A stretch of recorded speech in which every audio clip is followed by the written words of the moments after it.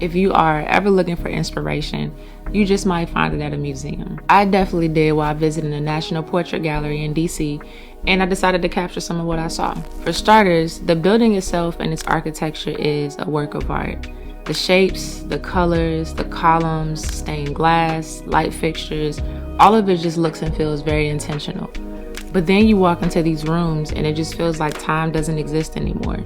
And I mean that literally. We spent like over 3 hours in this museum and enjoyed every second of it. I took a ton of photos, but there were 2 installations that completely stole the show for me. First was Bridge by Glenn Kino. I probably took way too many photos of this piece, but I just couldn't get enough of it. This piece spanned the entire room and is comprised of 200 golden arms that are hanging from the ceiling.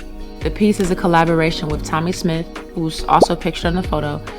He's the American winner of the men's 200-meter race at the 1968 Olympic Games in Mexico City. I've always loved this particular photo, but to see another artist's perspective and interpretation of this photo through their own art was just super fascinating. And it's exactly why I've come to love museums so much. One of the rooms that we walked in had this message plastered on the wall, and it says that art is an invitation to experience the world from someone else's point of view.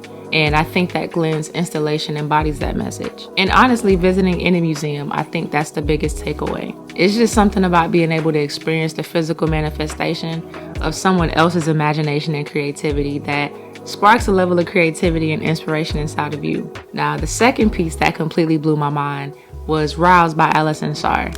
This piece stood out to me before I even had the opportunity to read the label for context. From the sculptures to the deer antlers, I was just super impressed and moved. I really love the way that these photos turned out, but they honestly don't do any of the art justice.